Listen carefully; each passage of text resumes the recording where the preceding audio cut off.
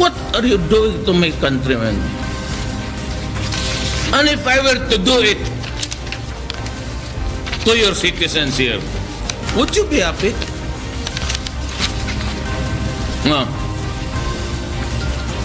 No, parang pinirito ang gilitsyon.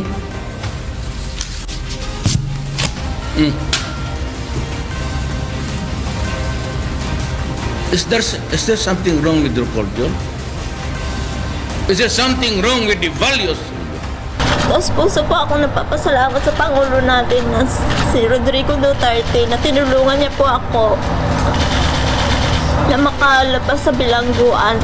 Salamat po sa inyo. Saludo po ako sa inyo. At Alam mo ba, dahil sa matibay na political will at determinasyon ni Pangulong Rodrigo Duterte, nakalaya at nakauwi sa Pilipinas si Jennifer Dalquez, isang overseas Filipino worker na hinatulan ng parusang kamatayan sa United Arab Emirates.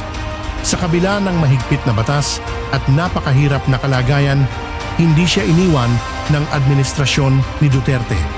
Pinatunayan ng gobyerno na handa itong tumindig para sa karapatan at buhay ng bawat Pilipinong manggagawa, kahit pa sa pinakamalalaking hamon sa ibang bansa.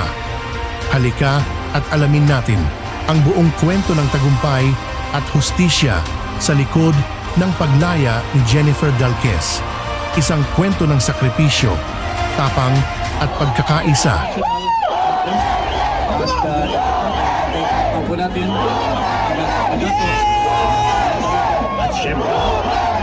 Si Jennifer Dalquez ay isang overseas Filipino worker mula sa General Santos City na naging sentro ng kontrobersya matapos hatulan ng kamatayan sa United Arab Emirates noong 2015. Si Jennifer ay isang ina ng 2 anak at nagpasya noong 2011 na mangibang bansa upang magtrabaho bilang domestic helper. Ang kanyang desisyon na magtrabaho sa UAE ay dala ng hangaring maitaguyod ang kanyang pamilya at maiahon sila mula sa kahirapan. Noong Disyembre 7, 2014, naganap ang insidente na nagdala sa kanya sa sentro ng pagsubok. Ayon kay Jennifer, tinangka siyang gahasain ng kanyang amo sa Al Ain, UAE. Bilang pagtatanggol sa sarili, napilitan siyang gumamit ng kutsilyo na nauwi sa pagkamatay ng kanyang amo. Agad siyang inaresto at sinampahan ng kasong pambubuhay. Noong Mayo 20, 2015, nahatulan siya ng death penalty sa ilalim ng batas ng UAE na mahigpit na nagpapataw ng parusa sa mga kasong pagpatay. Sa kabila ng hatol, nanindigan si Jennifer na inosente siya at ipinaliwanag na ang ginawa niya ay self-defense upang mailigtas ang sarili mula sa panggagahasa. Nang mabalitaan ang kaso ni Jennifer, agarang kumilos ang gobyerno ng Pilipinas sa ilalim ng administrasyon ni Pangulong Rodrigo Duterte. Ang Department of Foreign Affairs at ang Philippine Embassy sa UAE ay nagbigay ng legal assistance at gumawa ng mga hakbang upang apelahin ang kaso ni Jennifer. Personal na nangako si Pangulong Duterte na hindi niya pababayaan ang kaso ng mga OFW na katulad ni Jennifer. Noong Hunyo 11, 2017, sa tulong ng mga abogado at diplomatic efforts ng Pilipinas, nagpasya ang korte sa UAE na pawalang sala si Jennifer Dalquez sa kasong pagpatay matapos tanggapin ang argumento na self-defense ang kanyang ginawa.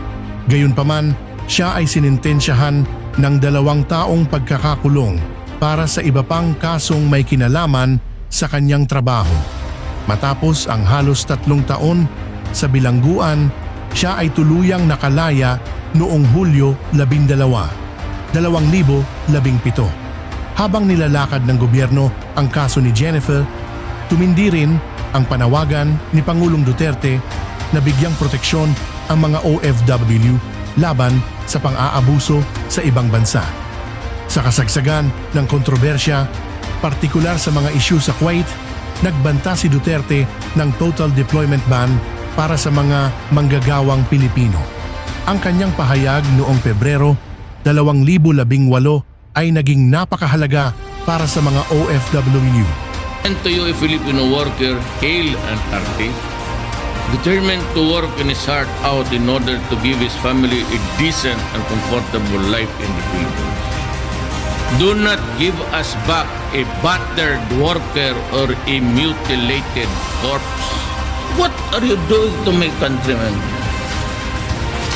And if I were to do it to your citizens here, would you be happy? No. So, parang pinirito ang gilitson.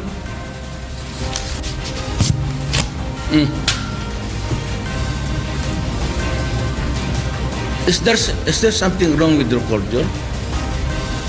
Is there something wrong with the values? Ang paninindigan ni Duterte ay nagpakita ng kanyang determinasyon na tiyaking ang mga Pilipino ay ligtas at protektado saan mang panig ng mundo.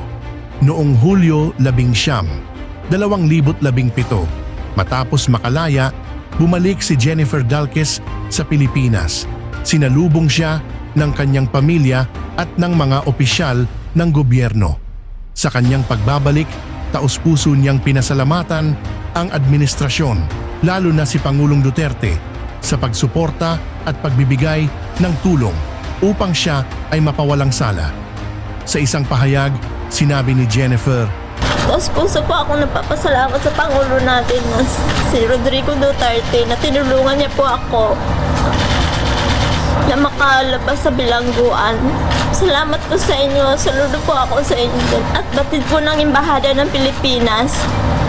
Maraming salamat po sa inyo na hindi kayo nagsama na tumulong sa akin na ipalabas sa bilangguan.